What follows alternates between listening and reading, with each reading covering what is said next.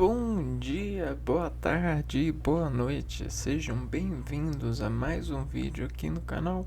Eu me chamo Abner e no vídeo de hoje a gente vai iniciar uma operação de aprendizado que vai condizer a gente qual é o lugar que a gente se encontra nessa transmissão ao plano imagético, o plano imaterial que a gente apela desencontrar razão substancialmente, né?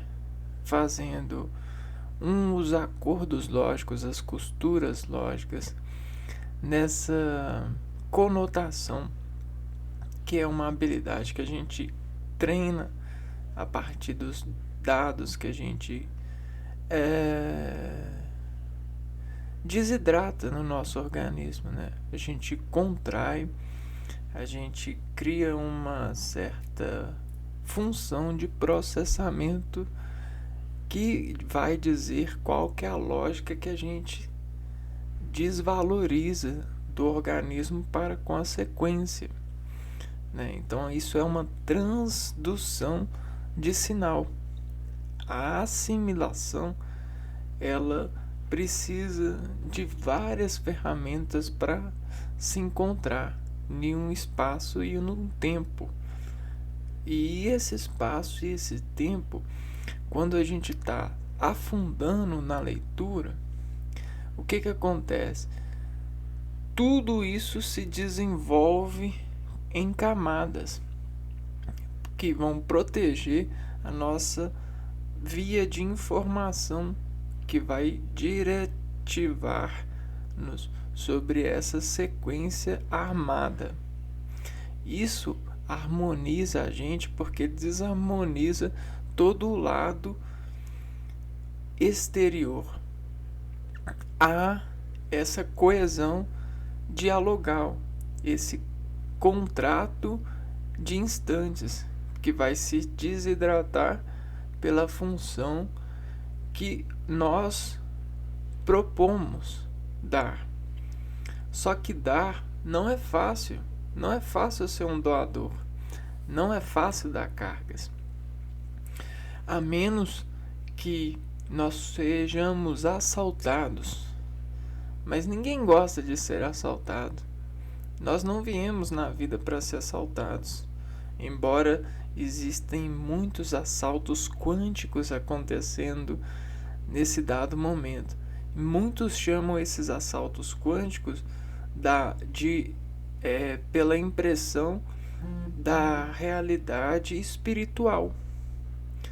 Esses assaltos quânticos, muitos chamam de habilidade sugestiva entre céu e inferno, entre essa escala.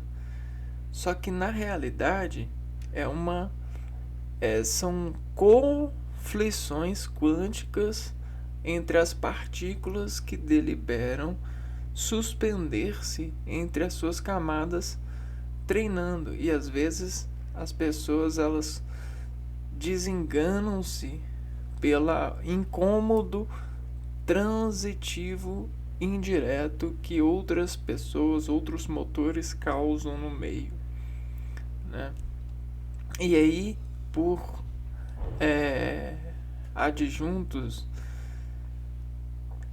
de adversações, elas às vezes julgam e conflituam-se entre esses julgamentos, se amarrando entre os dizeres de saberem dentro de suas lógicas, dentro de seus corpos que se renderizam a partir do lado conceitual investido no termo espírito, que é eminentemente fluido. É o dígito fluido que coopera entre as áreas celulares que acessam motricidade, como se a gente tivesse uma elétrica razão de eleger controle, a gente tem a automaticidade, né? Nós temos os músculos voluntários, né?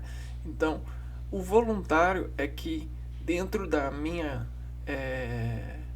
coesão de leitura, eu consigo voluntariamente processar a leitura da energia que está dentro de mim.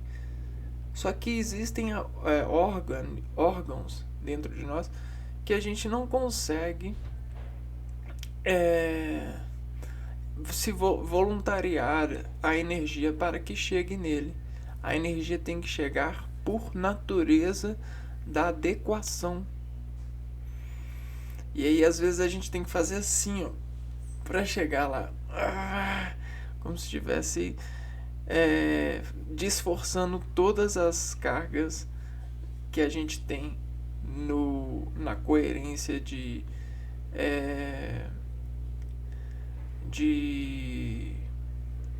ter essa questão voluntária, e a gente precisa desligar o voluntário para que a involuntariedade aconteça.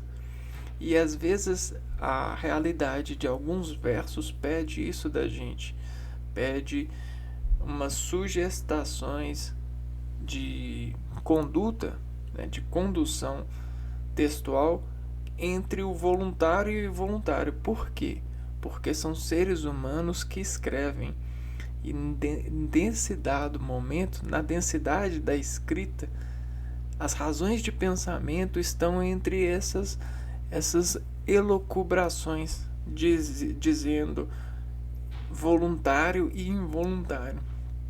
É uma espécie humana que utiliza de elementos simbólicos para amarrar versos e fazer com que você desveja ele a partir desses versos, né? Então, o que a gente está vendo? A gente está vendo o ser que desversa ter uma coesão lógica para que a gente processe e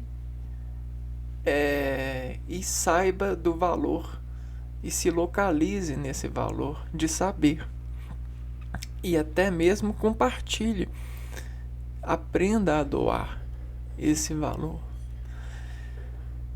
Tá, então dito isso tudo, né? Tudo isso tudo, né? Vamos agora estudar as componentizações que sugestivamente nós lidamos entre organizações, para que a gente encontre sobre o ritmo da escrita um dado que vai ajudar a gente a se encontrar nesse tempo e espaço adimensionado pela técnica da escrita, da lógica, né? Do consumo de dados, né? E aí a gente vai poder ser o bêbado certo pra gente. O que é ser o bêbado certo? Ser o neném certo, a pessoa que aceita o colo, né? Mas de forma assertiva, o colo de grau dos textos que estão sendo processados, né? A gente vai conseguir negar pelos instantes os resíduos quânticos exteriores que descontrolam a gente, e a gente vai conseguir o controle de estar nesse colo e ser o beber, ou beber esse texto, né? Não tem nada que supere isso, porque isso é a gente que coordena o valor. Então, quando a gente consegue coordenar, a gente consegue dizer a verdade que isso tende a ser para nossa resolução. Então, a gente consegue até mesmo um controle disso. Só que como a gente não vive sozinho e a gente não quer o controle só nosso, né? Por mais que a gente tenha todos esses lados de pesares quânticos que às vezes desforçam muito a gente nessa tentativa, a gente tem a ciência que organiza, né? E aí o que a gente vai fazer? A gente vai cumprimentar ela, vai respeitar ela e vai nos intensificar sobre um processo de encontrar razão desses focos adjetivos, né? Dessas colocações organizadas na lógica.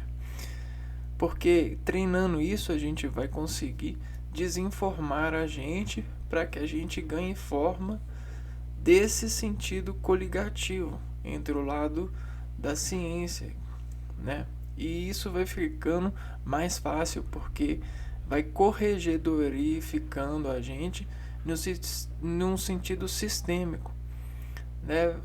E aí nesse sentido sistêmico nós vamos empreendendo e virando certas indústrias qualificadas, né? E as células que vivem em nós vão ganhando qualificações, eficiências e melhoria de dados, né? Vamos lá então. Então nós vamos começar a ver os gêneros textuais. Então, gêneros textuais. E aí, ser generoso é doar, não é mesmo? Gêneros. Os gêneros, eles vão doar, mas eles vão doar o quê? Eles vão doar o universo de possibilidades, de poses, né? De habilidade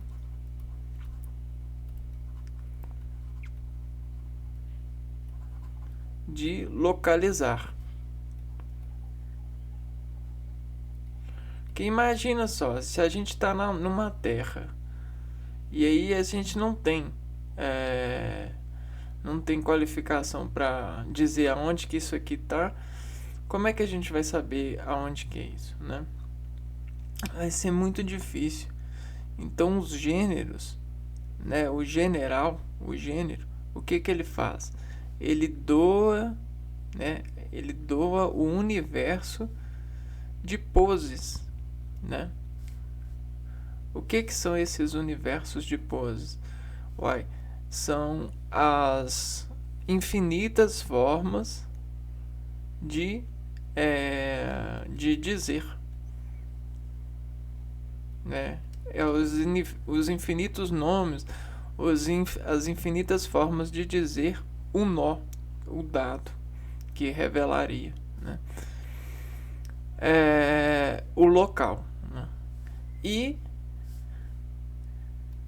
doando esse infinito, ele acaba se tornando visto, ele acaba se tornando localizável, porque ele acaba se diferenciando de todos.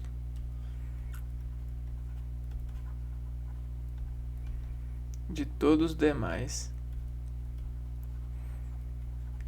Porque todos os demais, eles podem ser elevados aos infinitos. Mas esse gênero textual, cuidado, quando alguém vem falar que ele não é, que ele é um infinito, ele rebate. Ele só vai aceitar aquilo que ele generalizou, que ele gênero textuou, né? Então isso é um casamento, não é mesmo? A sua esposa ou seu esposo, ele não vai aceitar qualquer um, ele só vai aceitar aquilo que ele doou participar, ele deduziu, usou aliança para poder se diferenciar de todos os demais. E isso é muito lindo, pessoal. É muito lindo, né? Isso desamarra o coração de muitas pessoas. As conexões que fazem nos encontrar em um relevo de sedimentar a união de um conglomerado de palavras que vão nos cobrir durante essa insistência. Então, o que acontece? Um texto, né, quando a gente abre um livro ou um papel, né, um livro, isso aqui é um símbolo, né, mas é um símbolo que armazena um volume de dados, né? O que são os dados? Os dados são símbolos.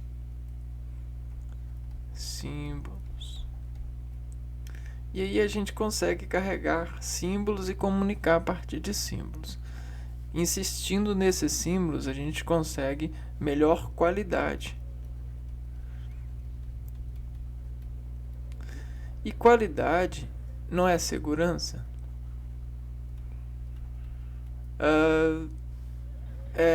Quando a gente tem a segurança, né, a gente consegue cumprimentar, a gente consegue controlar os dedos e deduzir o que isso desconecta, né? Então essa é a chave que vai abrir um mundo pra gente, ou tem abrido um mundo pra gente, né? Essa é a ciência.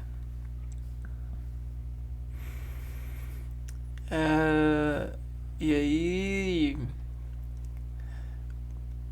por que a gente tem os relevos? Porque a gente tem vários tipos. E desses vários tipos nascem mais.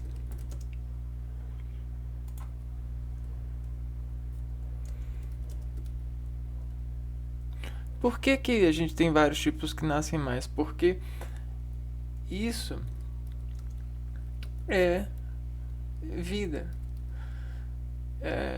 E aí a vida ela só se desorganiza quando existe uma vida. Só aceita se desorganizar quando existe algo vivo para ela encontrar. Né? Então, isso é operação, né? Se eu falasse um idioma que você não conhece, esse idioma não traria vida para você com resolução que traria se você conhecesse. Porém, por eu ser vivo, você sentiria uma parcela do que eu queria comunicar. Talvez uma parcela grande, uma parcela pequena, porque você iria sofrer o efeito ionizante da partícula, né? Você ia sofrer o efeito de X ionização. Só que se você conhece o X, né? Aqui, ó, um pouco, ó. Se não conhece o idioma,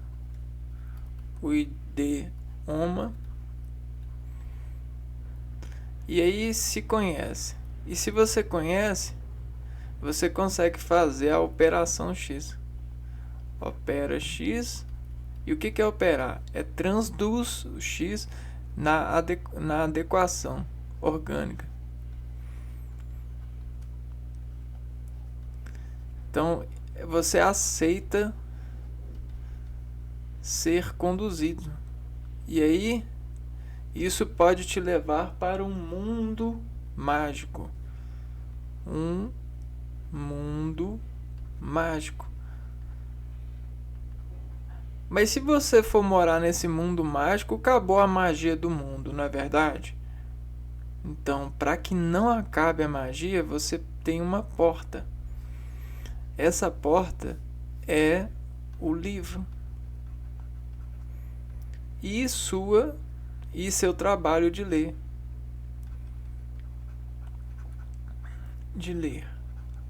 Essa é a porta que vai abrir você para o mundo da magia, né? Então precisamos de ter muito respeito para esses sistemas. Gêneros textuais. Gêneros textuais são diferentes formas de texto usadas para transmitir as mensagens que pretendemos aos seus receptores. Então, foi isso que eu falei, né? A gente vai transmitir a energia para os receptores aceitarem se carregar. Só que essa carga pode ser muito mágica. São exemplos de gêneros textuais: crônicas, contos, notícias, bilhetes, listas de compras e receitas.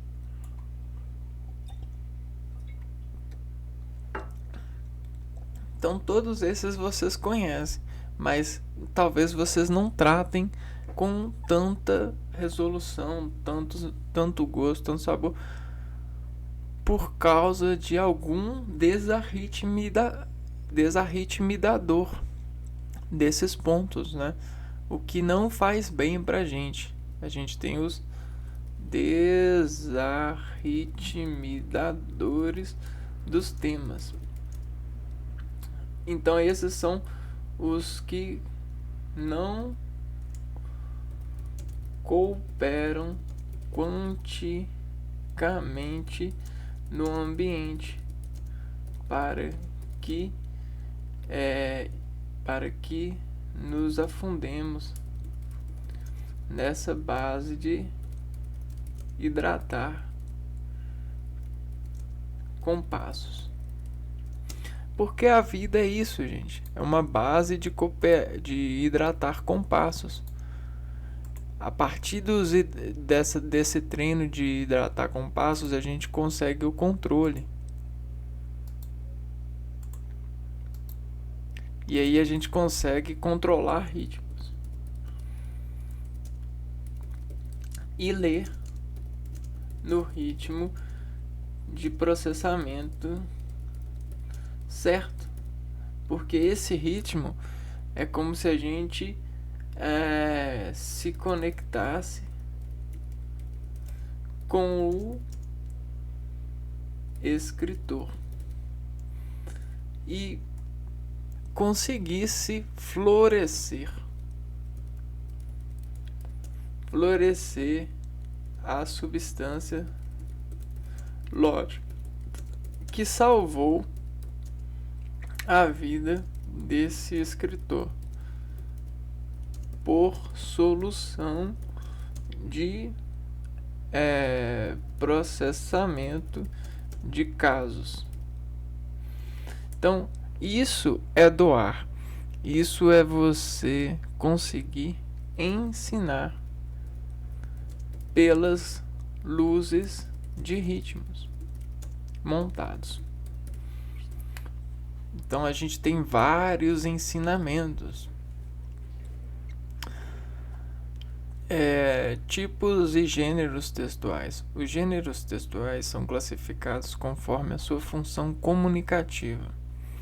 Então agora a gente vai se localizar agora dentro desses ensinamentos. Vamos lá. Ensinamentos.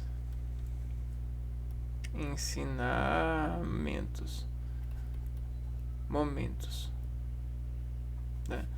Então, localização.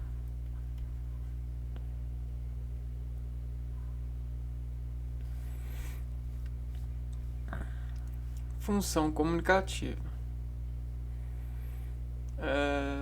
Nós temos aqui a função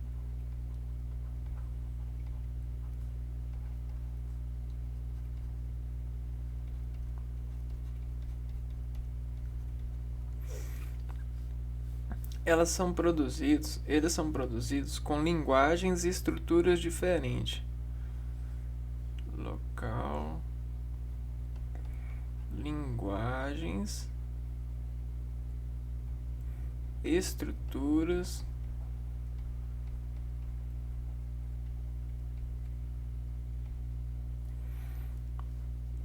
ou seja, cada gênero textual recorre a um tipo de texto.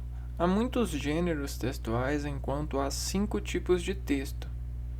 Então nós temos muitos gêneros, porém a gente tem poucos tipos de texto.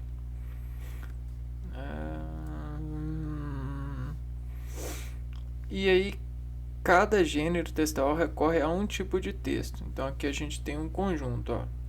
A gente tem um conjunto de texto e que vai ligar com o conjunto de gênero.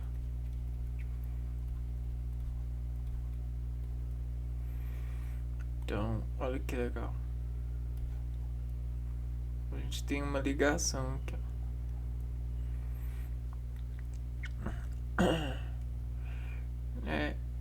aqui a gente tem a engrenagem.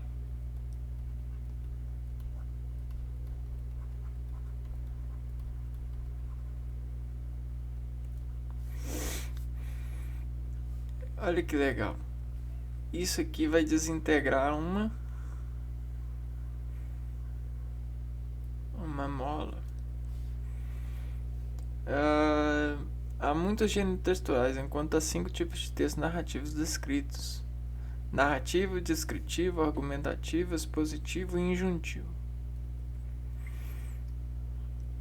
Então, olha que legal. Aqui a gente vai conseguir contar, e essa conta aqui, ó, ela vai estar nesse local. Então, olha aí, ó, a informação.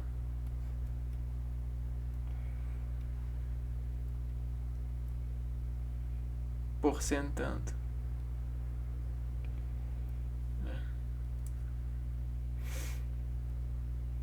Bacana, né?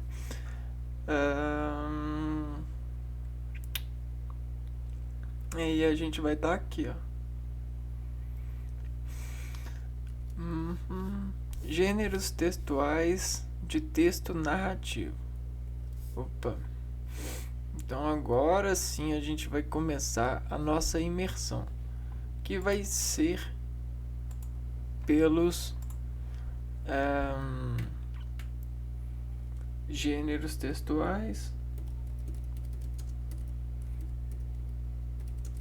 de textos narrativos.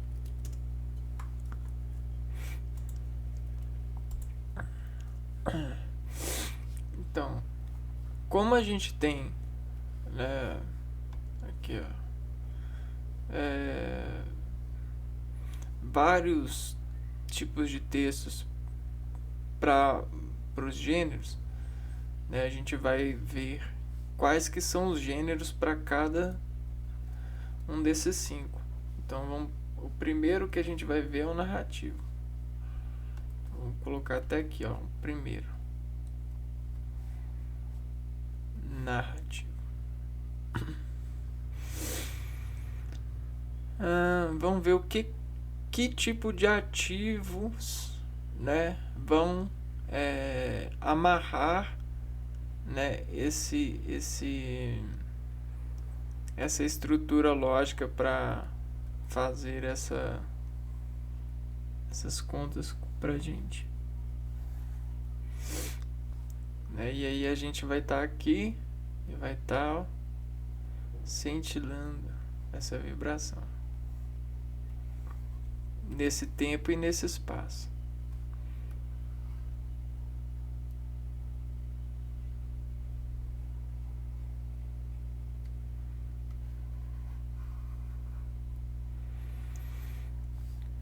Vamos lá. Os textos narrativos apresentam ações de personagens no tempo e espaço. Ações de personagens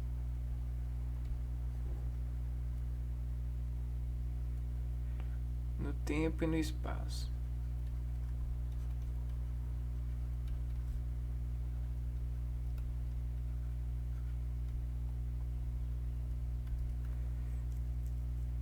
A estrutura da narração é dividida em apresentação, desenvolvimento, clímax e desfecho. Então aqui a gente tem a estrutura.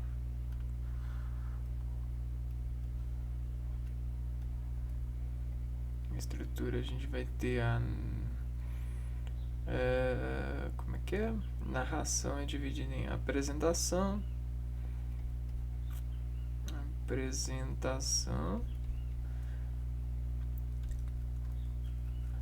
desenvolvimento. Então, a apresentação, o leitor, ele vai entrar na órbita, né? Ele vai entrar na camada e vai começar a pegar o ritmo da camada. O que é a camada? É o tempo, o espaço, os personagens e as ações. E aí, depois que desenvolve, ele vai chegar no clímax. O clímax é quando ele começa a se ver apegado a essa camada.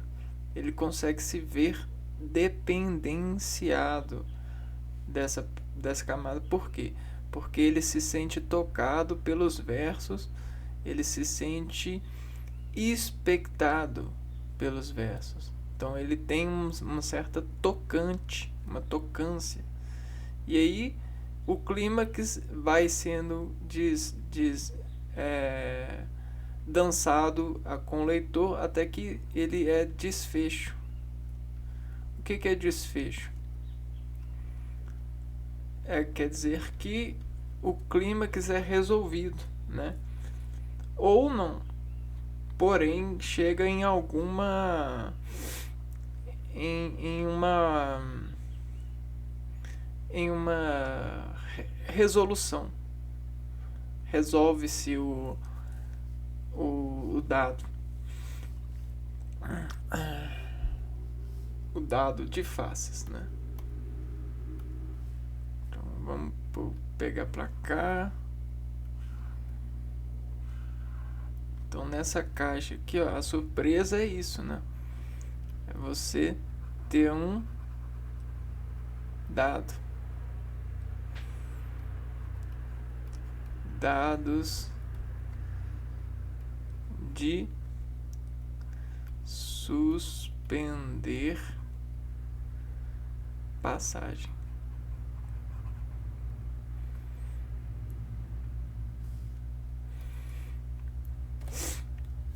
Então a primeira porta que a gente viu, que está vendo, né, é os gêneros narrativos que vão empregar esses tipos aqui.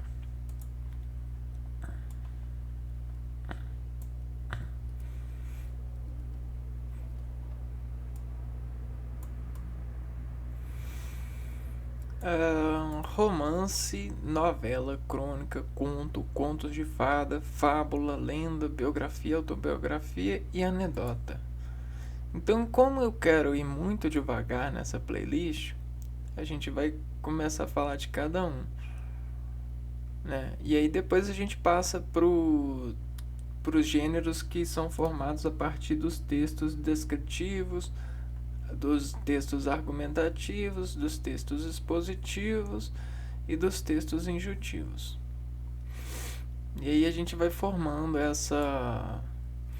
essas marchas de realidades textuais na nossa indexação de processos a partir dos efeitos que isso colaboram com as nossas vistas, né? Com as nossas organizações.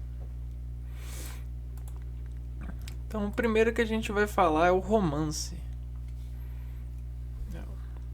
Vamos pegar aqui, ó. Romance.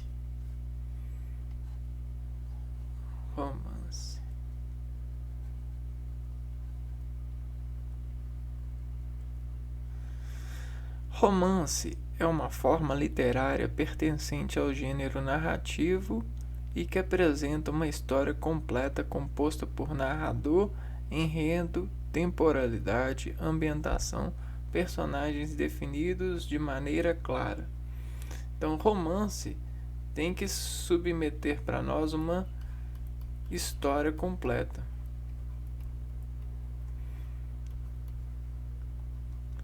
E o que é uma história completa para nós? O que vai ser completo? Quer dizer que a gente tem uma estrutura mais ou menos assim, ó. A gente tem um plano, a gente tem uma subida ou uma descida, e aí dentro dessa subida ou dessa descida a gente pode ter bifurcações dessa subida ou bifurcações dessa descida, e assim paralelamente, né? Aqui pode acontecer várias coisas. E aí, o que vai dizer que vai completar é que ela vai voltar aparentemente por uma, depois disso tudo, ela vai voltar ela vai voltar paralelo à entrada, né? Então é mais ou menos isso daqui. Ou uma escala da entrada. Então, isso é o fim, tem que ter uma certa escala da entrada.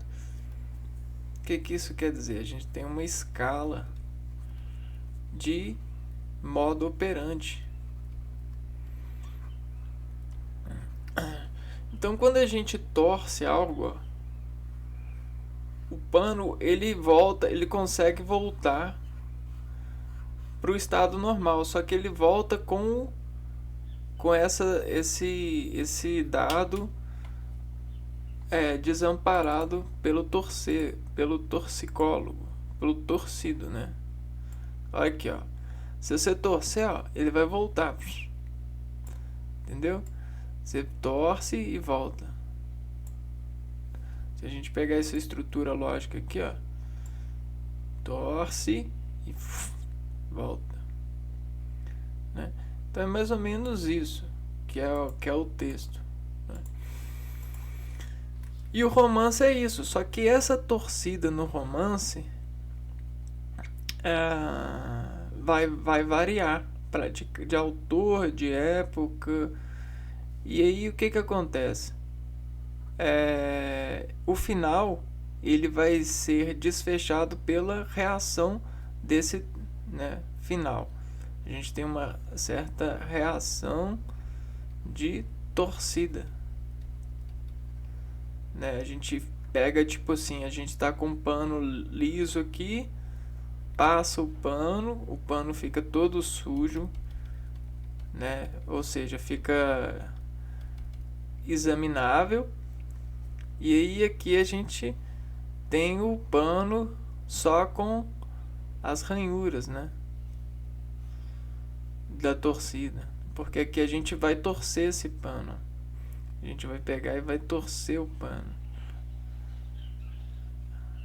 né? Olha só que legal. Isso é um romance. E aí o que acontece? A gente tem alguém que conta, o narrador, ele vai contar o romance, ele vai servir a conta.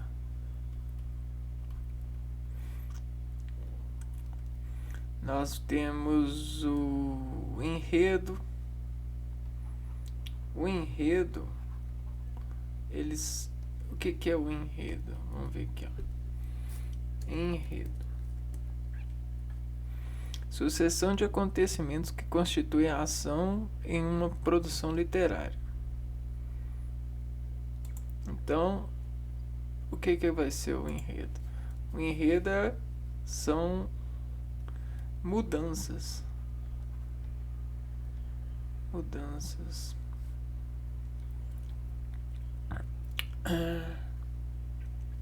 Temporalidade.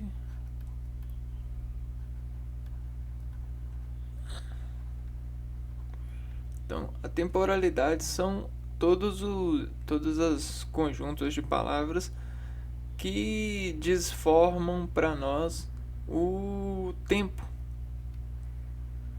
né? O tempo em que se passa.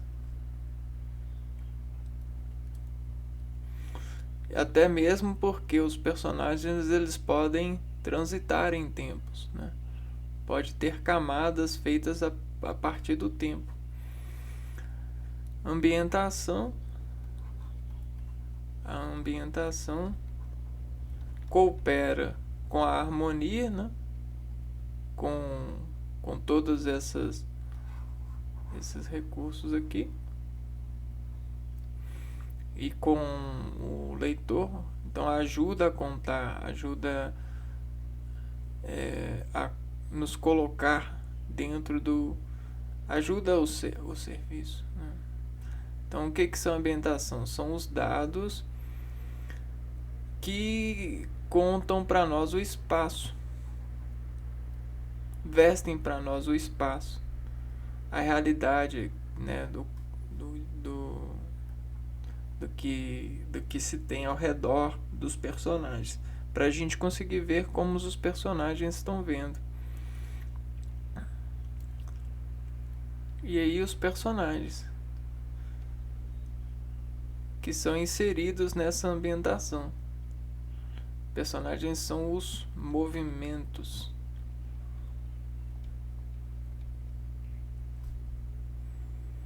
E aí a gente consegue, ó, uma impressão. E aí, olha só o que a impressão faz. Ela faz um dado.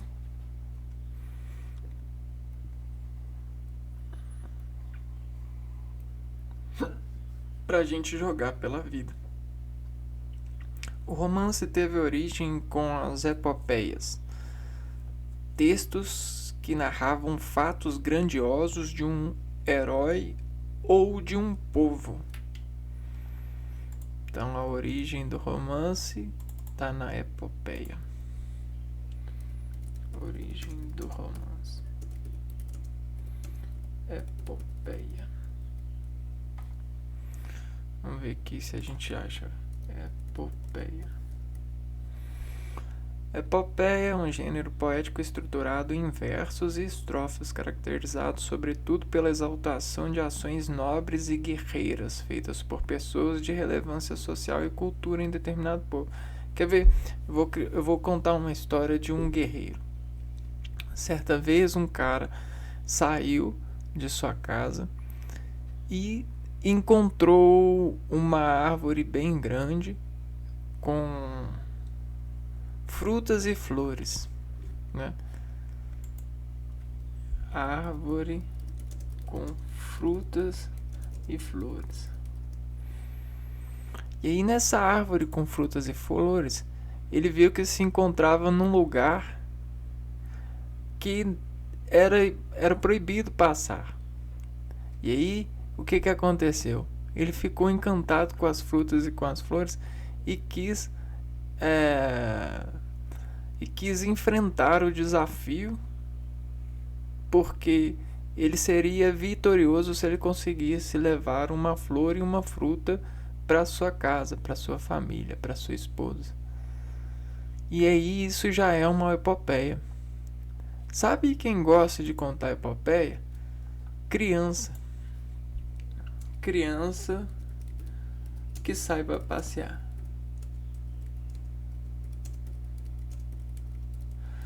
Gosta muito de contar epopeias. E foi dessas epopeias que surgiram os ensaios que saem para passear. Os escritores que saem para passear pela vontade de mentir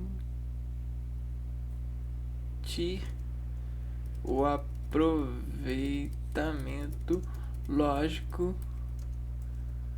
do poder de narrar. Tudo bem? Só que isso se torna muito mais belo quando a pessoa ela ela conta sua mentira, porque ela prepara ela bem mais. E aí toda mentira tem traços de verdade, porque a vontade mora na verdade de um acontecimento modulado. Então isso é muito grande, pessoal, mas muito mesmo, porque a gente tem camadas de uma verdade. Então a gente tem um V. E aí esse V, o que ele faz para nós? Ele faz, o camadas de completar o V. Não, e todas essas camadas aqui, se ligam ao V, né? Então, quando a gente consegue chegar ao V ao haver,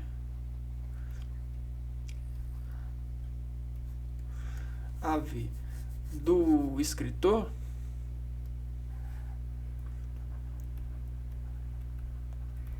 a gente desce tranquilo pela corda, porque aqui, a gente não tem um relevo, e aí o haver do escritor tá aqui, e aí nós também estamos aqui, só que a gente não vê esse haver, e a gente sai igual raiz, né?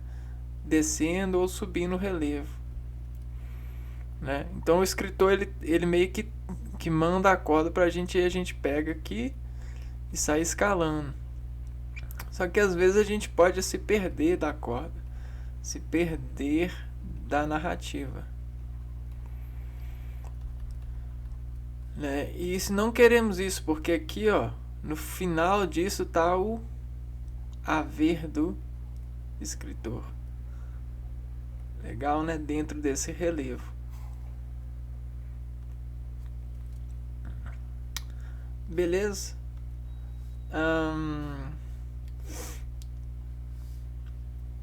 A obra clássica da literatura, Dom Quixote, de Miguel de Cervantes, é uma epopeia e é considerada a obra inaugural do romance moderno.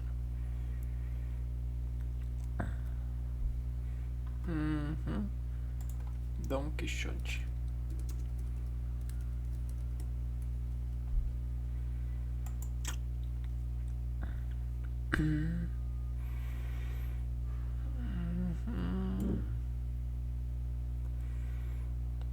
Figura de Dom Quixote. Aqui se a gente tem algum resuminho.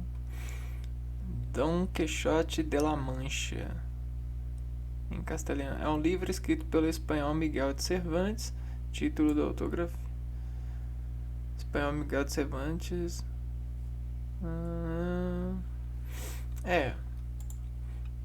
Vamos lá. Características do romance.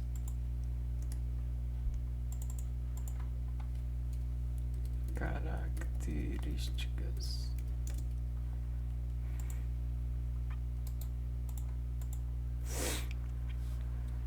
Então, geralmente a narrativa é longa, ou seja, existe um prazer. No geral, existe um prazer em narrar, narrativa longa. Porque quando não há prazer, o discurso ele modifica a estrutura, a forma, ele não alonga, né? Então, narrativa longa, narrativa composta por narrador, enredo, temporalidade. Vamos pegar isso aqui assim.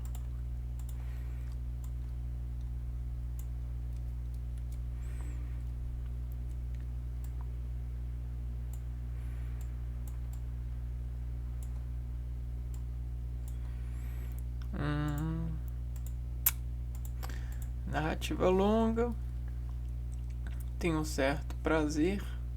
Narrativa composta por narrador, enredo, temporalidade, ambientação e personagens. História em torno de uma trama, né? Então, uma trama vai ser mais ou menos isso daqui, que a gente viu lá na geometria. Um pouquinho de geometria. Metria de passagem. Linguagem de acordo com a proposta do ambiente narrado. Então existe esses encaixes de linguagens, geometria, encaixes. História fictícia ou mesclando ficção e realidade.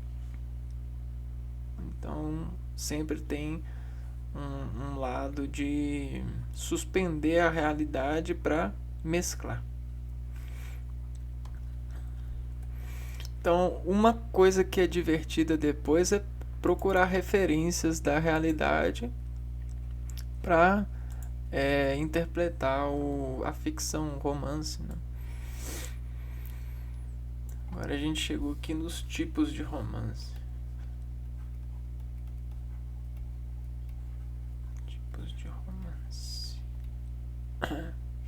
Então tudo isso aqui ajuda a gente a nos localizar. Romance histórico.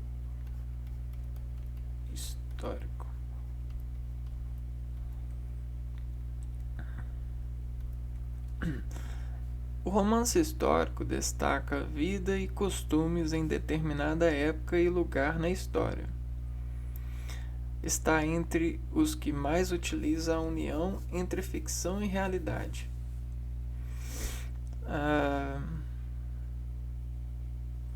Então isso aqui meio que conta para nós, meio que tenta voltar no tempo. Voltar no tempo para contar.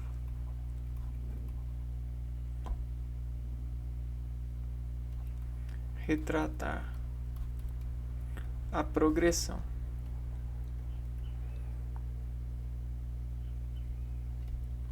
de alguma mudança.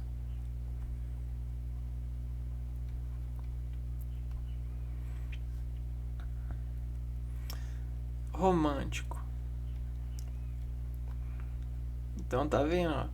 Não é porque é romance que é romântico. Não tem nada a ver, porque esse lado de romântico, né, no sentido de relação sexual, é uma coisa. Agora o romance, você pode colocar isso como uma relação. Então eu nem acho muito legal a palavra romance, mas ela tem a sua aporte de habilidade técnica, né?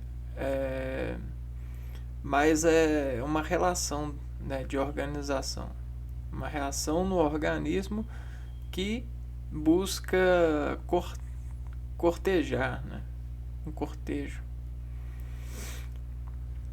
Romance romântico é caracterizado pelo idealismo, heroísmo, amor a alguém ou à pátria.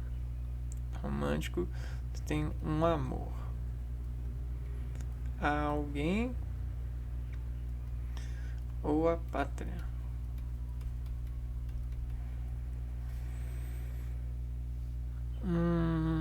O amor romântico é bastante explorado e, em geral, o desfecho está no final, feliz após a saga dos personagens principais. Além disso, o romance romântico explora a idealização do homem, herói, cavalheiro, e da mulher romântica, em geral, submissa a ele. Então, tá vendo como que os tipos de textos, os tipos de dados, eles desarranjam para nós personalidades humanas? Então você tem esse lado herói do homem, muito pela estimulação da mídia, né?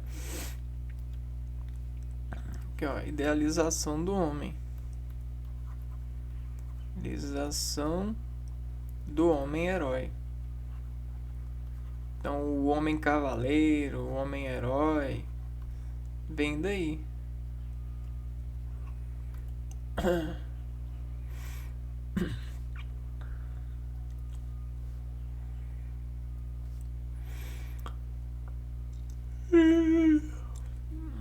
homem herói e mulher submissa. E mulher submissa, ajudando o homem a ser o herói, né? Pela sua beleza, né? Romance realista. Outro tipo de romance, o realista. Realista.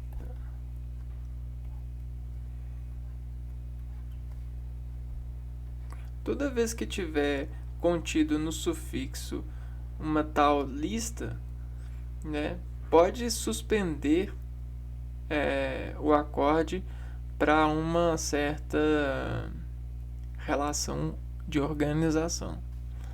E aí que a gente está falando da organização da realidade. Realista.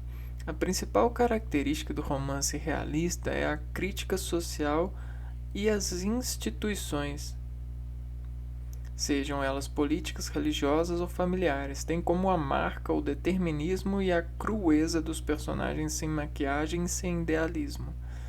Então o que acontece? Vai organizar uma certa crítica social. Então você se organiza para criticar ou a sociedade. O lado social, né?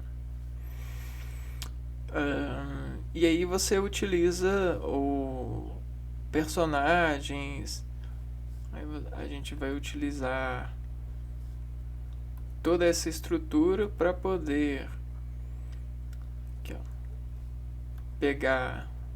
O narrador ele vai utilizar do enredo, né? Ou seja, do lado dos elementos para criticar um espaço-tempo, ambientando os personagens nesse espaço-tempo com a força motriz que os personagens vão dar para que seja exposto a realidade nua e crua, né?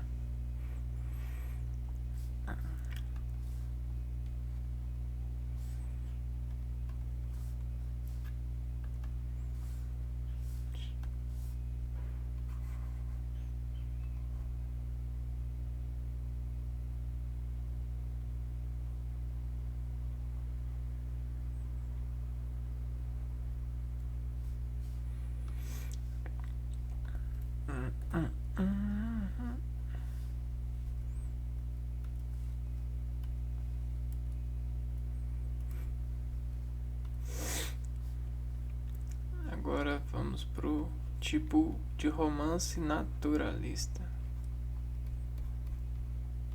De novo, ó, a lista. A lista é a organização da natureza. Vamos lá.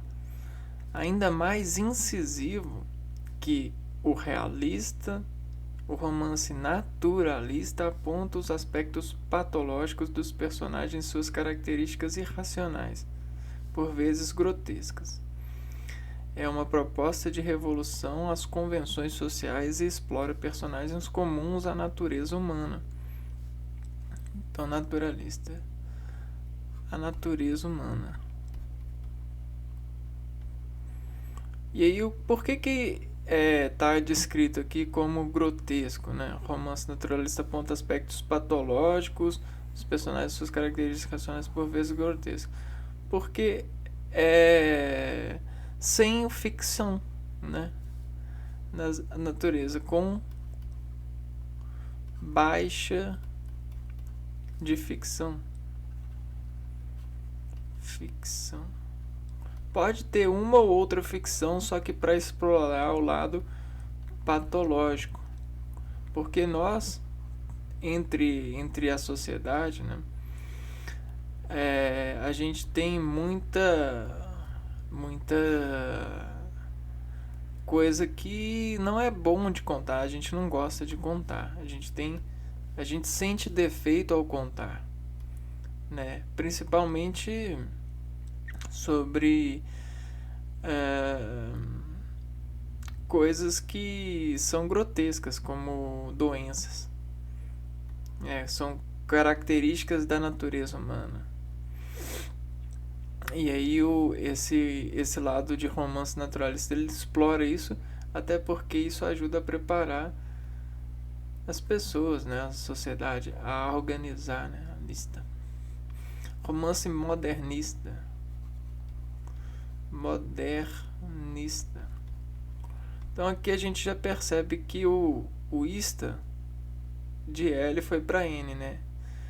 E aí a gente já tem uma variação aqui que vai, né? O romance modernista é um lado de protesto, uma revolução, uma inquietação social. Então, modernista provoca uma inquietação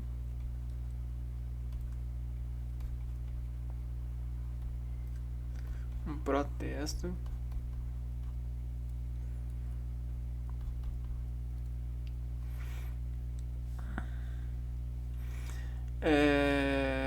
social.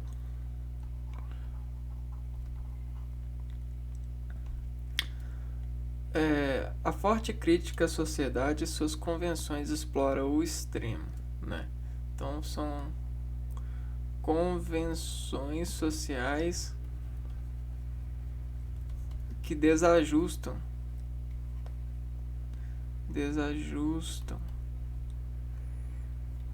a configuração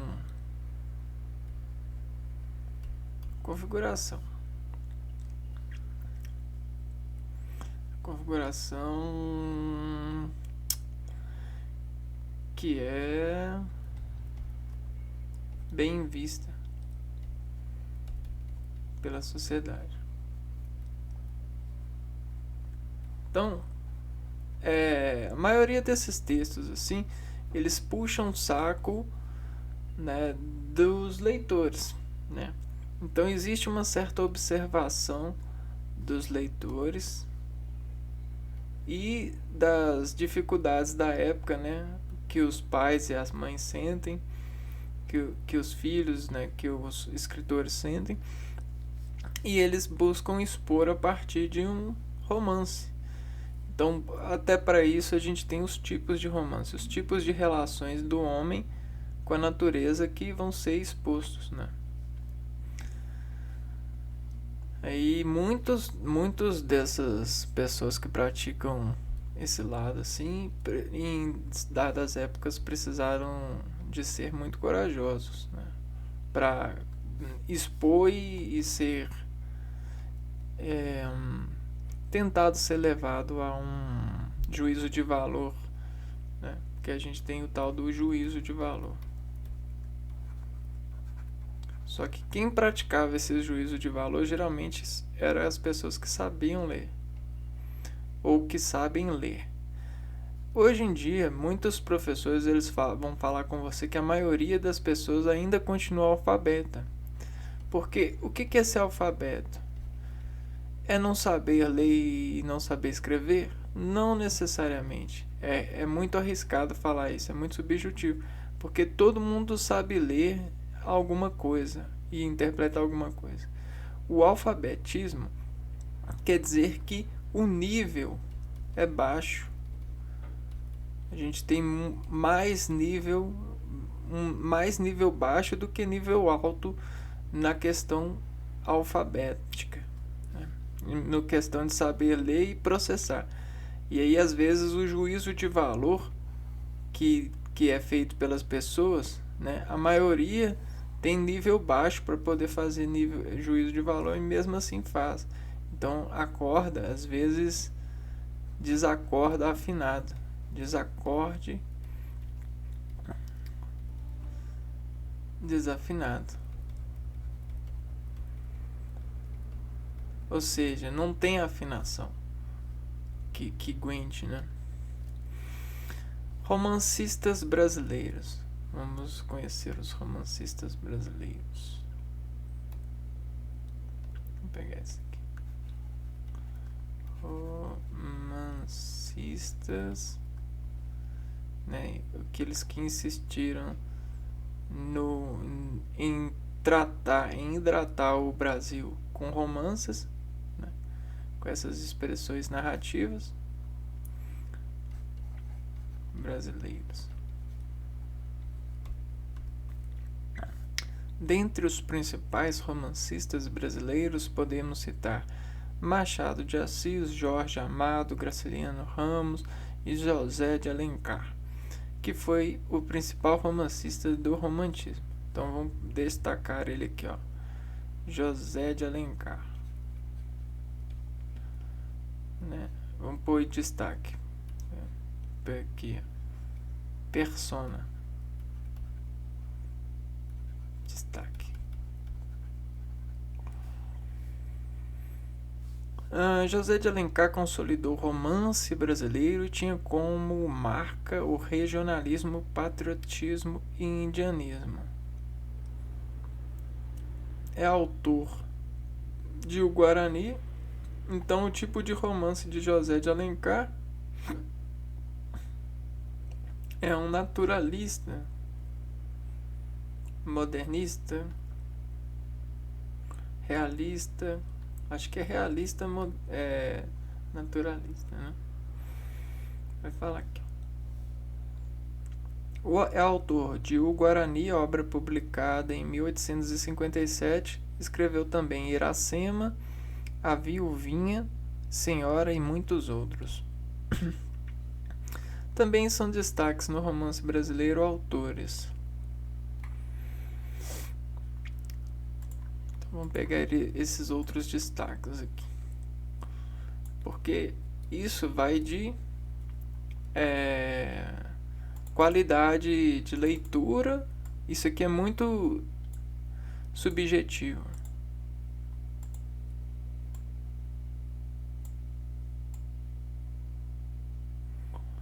Porque isso aqui parte de uma qualidade de leitura para um ambiente de leitura, né? Parte de algumas características de conhecimento de época, conhecimento de autor.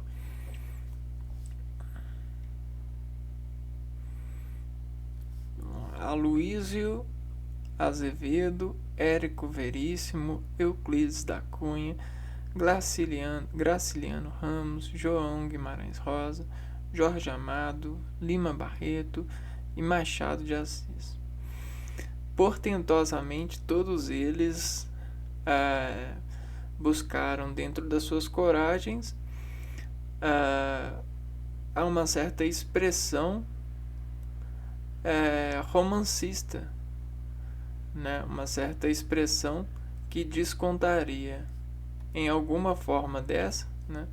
Naturalista, modernista, romântico, realista, ou até mesmo histórico, ou até mesmo uma variação desses tipos, né? Para que fosse feito essa química imaterial de diversos romantizados.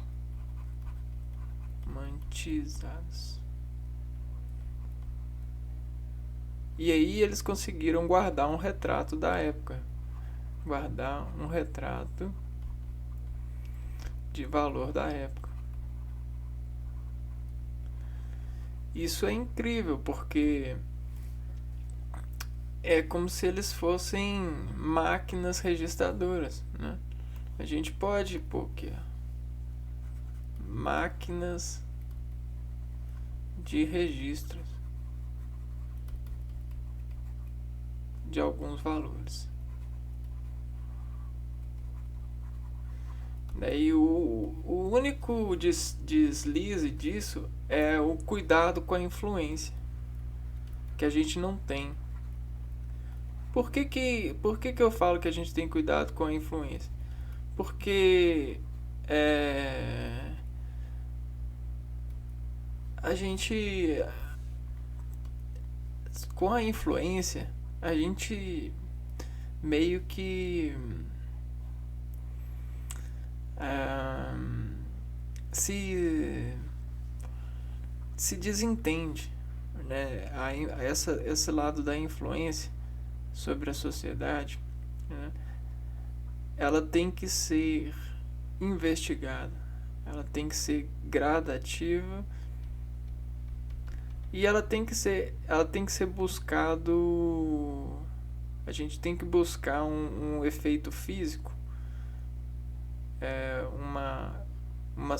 um lado somatório para mediar essas influências, né?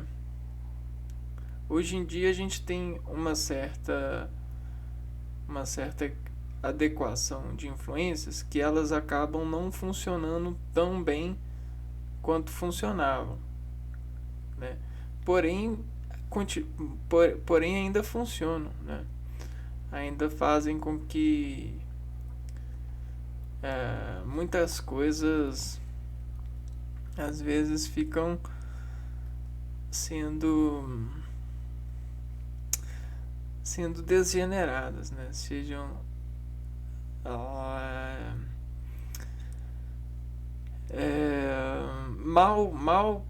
mal afinadas, né? Porque quando a gente tem a influência no juízo de valor, onde é possível de processar e tirar um cuidado disso, a gente sai ganhando. O único problema é quando as pessoas são influenciadas e essa influência faz com que elas se tornem reveladoras de juízos de valor, porém sem base de processo desse juízo, né? Desse valor, dessa influência. E às vezes isso deixa muitas realidades traumatizadas por esses lances, né? Por essas influências. Porque é como se a gente contasse uma mentira e aí essa mentira se tornasse uma verdade para a vida da pessoa, e a pessoa, sem um bom juízo de valor, sem um bom processamento, sem uma boa base de dados, ela carregasse essa influência para o resto da vida e se privasse ou se desprivasse em um sentido dessa influência, e isso causasse nela ou nele, né, um lado patológico, um lado muito ruim, sabe? Um lado que a culpa não é certamente dela, mas de apenas uma influência que foi desplantada no caráter dela por essa pessoa não ter condições de se desinfluenciar dessa consubstanciação desse dado. Então, por isso que a orquestra da ciência das contas, elas precisam ter bastante cuidados e precisam de entender com quem que elas estão falando, né? E até por isso a gente precisa de investigar quem são os jovens de hoje em dia, quem são os adolescentes, quem são as crianças de hoje em dia, pois elas são muito diferentes em razões de processamento das crianças de antigamente, em razão de processamento, que elas comem, bebem, só que num dado de processamento elas entendem a vida diferente. Então precisa de investigar porque para saber como que as influências encontram e desplantam nelas e como ensinar elas a se desinfluenciarem, porque se elas não se desinfluenciarem, elas podem sofrer psicologicamente com cargas de influência que não fazem pelação nenhuma, não estão nem aí. Você entende? Então é isso, pessoal. No vídeo de hoje a gente começou a crescer nossa estrutura de processamento e entendimento desse lugar no espaço da prática dos textos, né? Dessas coleções de dados, desses exames lógicos, dessas essências de épocas, e encontramos, né, os vários tipos de gêneros que estão atrelados aos 5 tipos de textos. A gente então entrou no tipo narrativo e encontrou o subtipo, né, o tipo de gênero que é chamado de romance, e conversou, praticou um pouco de entendimento dele. E no próximo vídeo a gente pratica um pouco de entendimento do outro tipo de gênero textual, que é baseado na escrita narrativa, no trabalho narrativo, né? De armazenar dados, né? De registrar e contar dados, que é uma cultura e que é transitivo direto, que na nossa automatização de tentar controlar aquilo que a gente fala, né? Isso é muito legal. E a gente se vê no próximo vídeo. Um abraço para vocês e fui!